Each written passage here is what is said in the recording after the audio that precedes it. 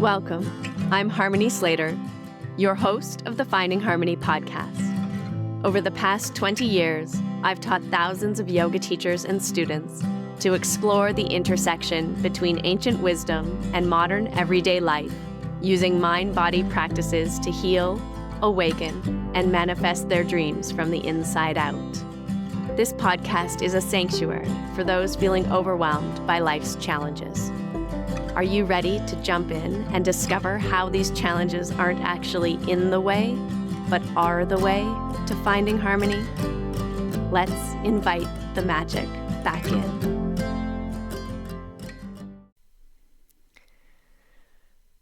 Hello, welcome to the Finding Harmony podcast.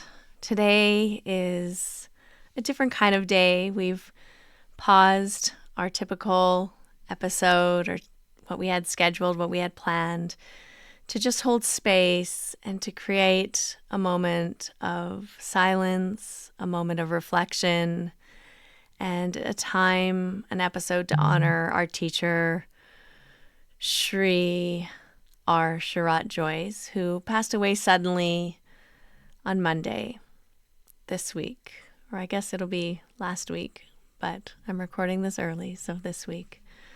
And it's still really raw, and we haven't totally processed. And probably for you, it's also pretty raw, and maybe you're still processing too. And so I just wanted to take a moment and reflect on some of the things that I think about when I think of Sharath Joyce. And the first thing, when I think of the first time that I met him in Mysore, over 20 years ago now, was his beautiful eyes and smile and just a sense of innocence, a sense that he was like a 16-year-old boy, even though he was 8 years older than me. He was like an innocent child in a 30-year-old body.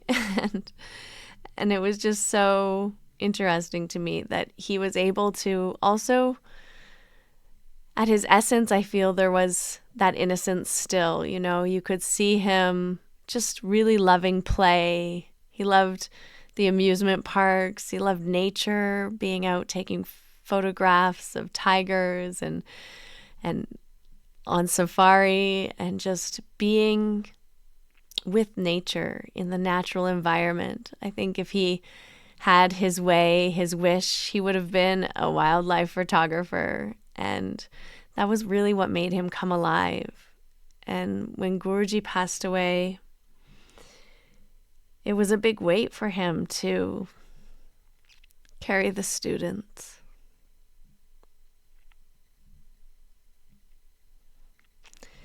And those were difficult years. They were difficult for all of us. But I think they were mostly difficult for Guruji's family, of course, and Sharath, who felt the weight of a community of students looking to him for leadership. And after a couple of years, he really stepped up. He really said, okay, this is my dharma. And he really owned it. And over the next 10, 15 years after that, he really grew the community. He nurtured it. He grew it beyond anything I think that Pattabhi Jois could have ever imagined. And the students loved him and adored him and worshipped him, really.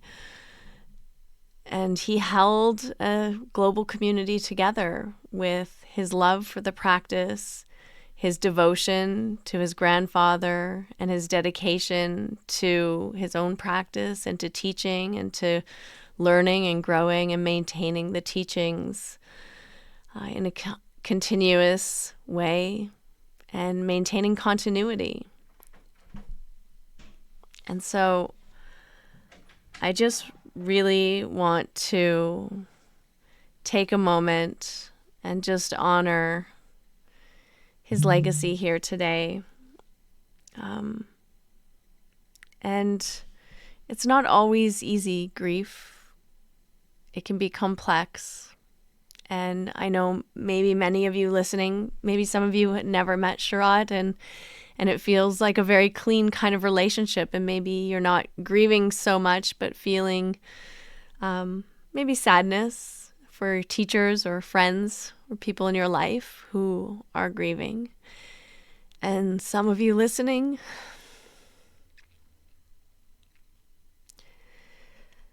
maybe you knew him really well. And maybe the relationship was very complex and not always easy.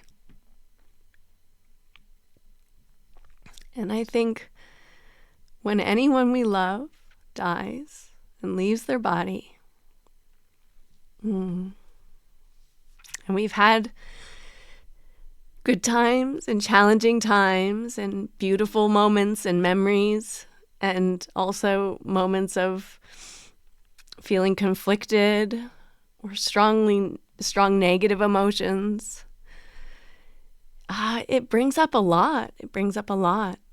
And the expectations we maybe had for ourselves or in that relationship, or expectations we put on to someone else, can come to the surface. And maybe, I know for myself, there was all kinds of feelings. There was maybe a sense of relief, a sense of anger, a sense of why did this happen, a sense of also everything's perfect and this has happened exactly as it needed to, and sadness and loss, sadness for losing a friend and a teacher,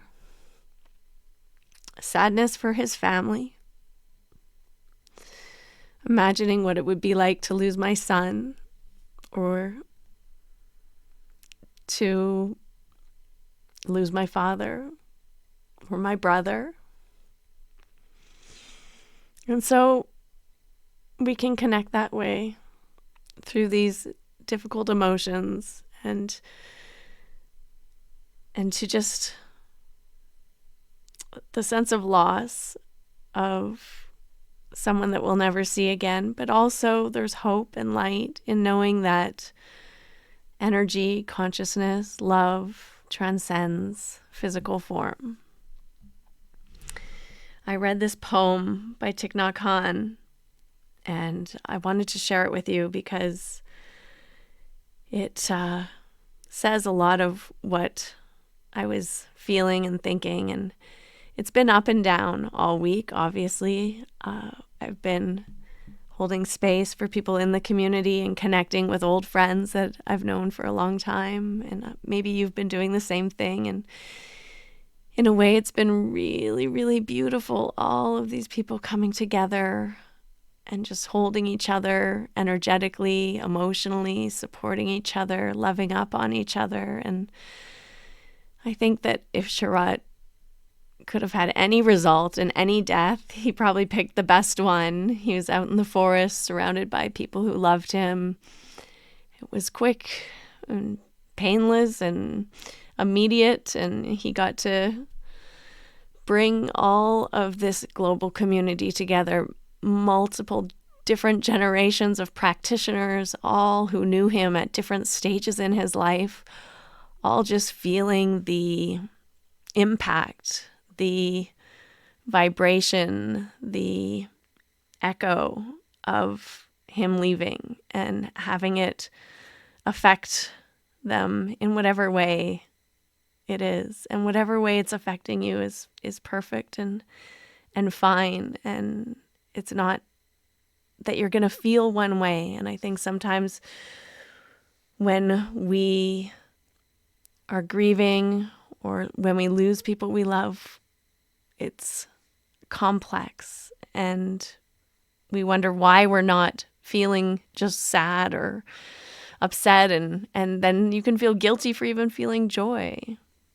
You know, oh, I shouldn't feel so good right now, or I shouldn't feel happy. And we try to recreate the emotion, the grief, the sadness, to hang on to it. And then sometimes it washes over us in moments when we're least expecting it. And all of that is perfectly okay, and all of that is exactly as it needs to be and is part of the process. So I just want to encourage you to really just be with yourself, be with whatever emotions are coming up this week, next week, the months to come, and just really listen and love yourself, trust yourself, stay with the practice as much as feels right for you. I think Sharath always would say over and over again, it's not about the asana. It doesn't matter how much you do, what series you're on. It's about the love. It's about keeping your mind steady. It's about being there for people.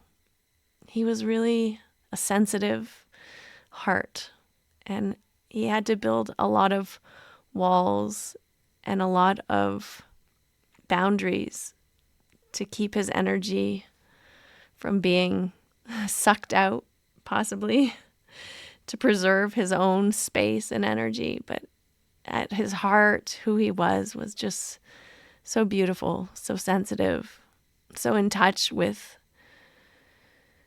sensitive people, and really loving, really, really loving, tender. And so I want to honor that in this podcast today, in this conversation. Okay, back to the poem. This is by Thich Nhat Hanh. This body is not me. I am not limited by this body. I am life without boundaries. I have never been born, and I have never died. Look at the ocean and the sky filled with stars, manifestations from my wondrous true mind. Since before time I have been free. Birth and death are only doors through which we pass, sacred thresholds on our journey. Birth and death are a game of hide and seek. So laugh with me, hold my hand, let us say goodbye. Say goodbye to meet again soon. We meet today. We will meet again tomorrow.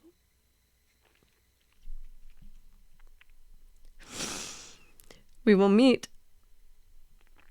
at the source of every moment. We will meet each other in all forms of life.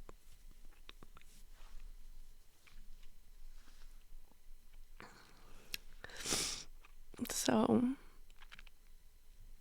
no matter what's coming up for you, just please hold that. Birth and death are a game of hide and seek. And we can play in this life and just cherish the people we love, cherish the moments, the laughter, the smiles, the sadness, the tears, the anger, the frustration, the rebellion. It's so beautiful. It's such a joy to be alive. It's so rich. It's so juicy. Just be with it all. Be with it all. And if you're feeling the loss of a loved one, please hold in your heart. We meet today. We meet again tomorrow. We will meet at the source of every moment.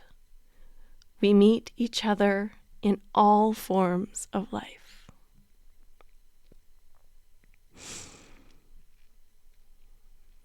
I'm reminded of the Bhagavad Gita, where Krishna says that all beings are in my heart, and I am in the heart of all beings. And so, if you're missing your teacher, your friend, your lover, your family, your relative, your child, your father, your brother, your sister, your mother, just pause for a moment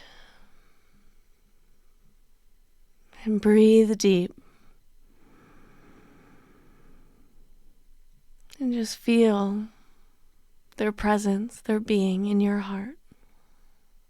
When you connect this moment to this breath, to the essence of who you are and the essence of who they are. You are one, and you're always, always connected. That energy, that presence, that consciousness is always with you. And I'm comforted by the fact that the body limits us. This physical flesh and blood and bones and meat and water, it limits us. We think that the body is so important, but the spirit, the energy, the consciousness, when it gets free, it's more powerful, it's more present. And now our teacher, our friend, our family, our Sharath Jois is free. And he can be with us in all ways, at all times. And he can be in the forest with his beautiful tigers. And he can be with his family. And he can be in New York and Mysore all at the same time. So I hope that this was something that, refreshes your spirit and your soul, and gives you something to think about and chew on, and just know you're not alone. There's so many people who are here with you. There's a beautiful parable about a woman who is grieving the loss of her child. She goes to the Buddha and she says, please bring him back, bring him back.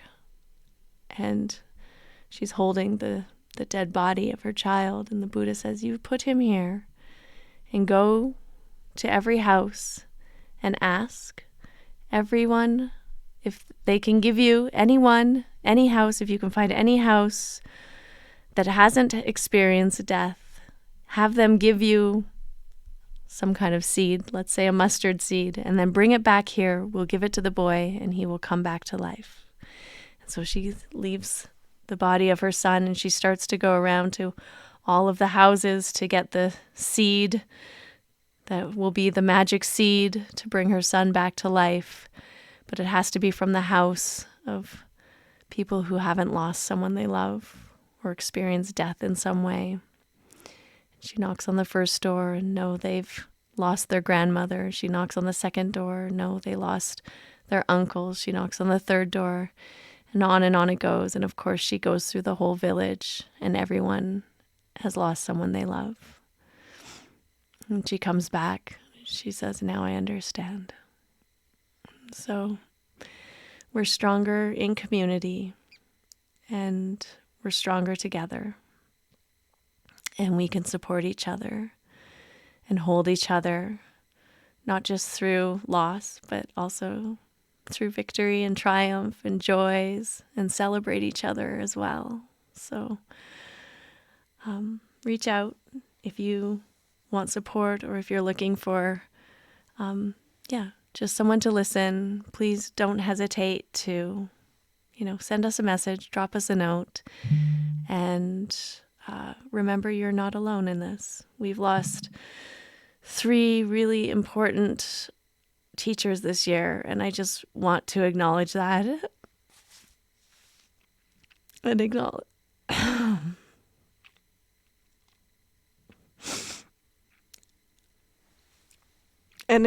them. We lost Nancy Gilgoff, who was also a beautiful, tremendous, incredible, witchy woman. We lost Rolf, who was an incredible mystic, an embodiment of consciousness and energy and love, and then we lost now Sharath. And so it's been a big year for Ashtanga yoga, and we've lost a lot of really bright lights, and I just want to honor all of them today because they've all touched my life personally, as friends, as mentors, as teachers, as inspirations, as people who I practiced with and under, and who have influenced the way that I teach and how I show up in the world and how I see the world and how I experience things in the world. They all touched my heart very deeply in very different ways, but all very, very deeply. And so I know there's many of you who also feel the same. And so, yeah, let's just take a moment. A few deep breaths.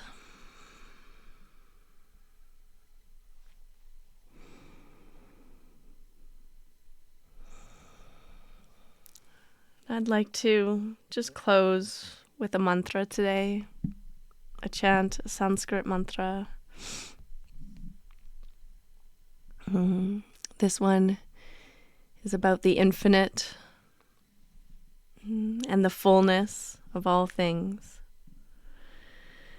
That you can't subtract what is full from fullness.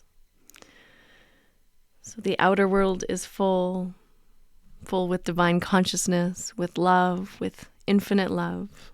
The inner world is also full, infinite, filled with divine consciousness. And when the infinite is manifested, it is in the world and in everything. And if you try to take the infinite or the fullness from the fullness or from the infinite, what remains is also fullness and infinite and love. You can't divide unconditional, infinite love, consciousness, fullness.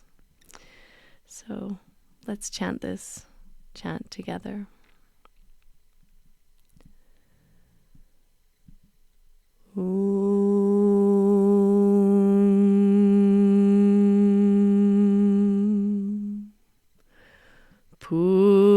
Purnamada Purnamidam Purnat Purnamudachyate Purnasya Purnamadaya Purnamevavashishyate. Om Shanti Shanti Shanti.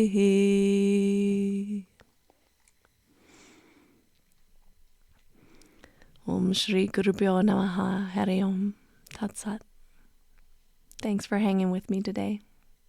I'm wishing you a beautiful week of love, light, peace, and thanksgiving.